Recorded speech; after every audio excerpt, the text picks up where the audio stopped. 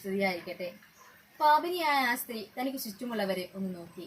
തന്നെ പാപം ചെയ്യാൻ പ്രേരിപ്പിച്ചവരും ഇന്നിതാ തന്നെ കല്ലുകളെറിയാൻ ഓങ്ങി നിൽക്കുകയാണ്. ആക്രോശങ്ങളും പരിഹാസങ്ങളും അധികമായപ്പോൾ തന്റെ മുമ്പിൽ നിലത്തെന്തോ എഴുതിക്കൊണ്ടിരുന്നവൻ കണ്ണുകളുയർത്തി പറഞ്ഞു, നിങ്ങളിൽ പാപം ചെയ്യാത്തവർ ഇവളെ കല്ലെറിയട്ടെ.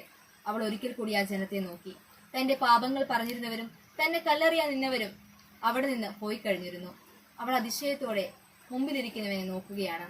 അവൻ കണ്ണുകളുയർത്തി ചോദിച്ചു, സ്ത്രീയെ, നിന്നെ ആരും വിധിച്ചില്ലേ? അവൾ കരഞ്ഞുകൊണ്ട് പറഞ്ഞു, ഇല്ല കർത്താവേ. അവൻ ഒരിക്കൽ കൂടി പറഞ്ഞു, ഞാനും നിന്നെ വിധിക്കുന്നില്ല, മേലാൽ പാപം ചെയ്യരുത്. ലോകം കണ്ട ഏറ്റവും വലിയ വിധിയാണ് അവിടെ കഴിഞ്ഞത്. ആരും പാപം ചെയ്യാൻ താല്പര്യപ്പെടുന്നില്ല. സാഹചര്യങ്ങളാണ് ഒരുവനെ പാപിയാക്കുന്നത്.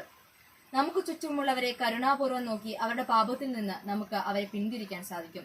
അങ്ങനെ അവരുടെ ജീവിതത്തിലെ ഒരു പുതിയ അധ്യായം തുറക്കാനും സാധിക്കും. നന്ദി.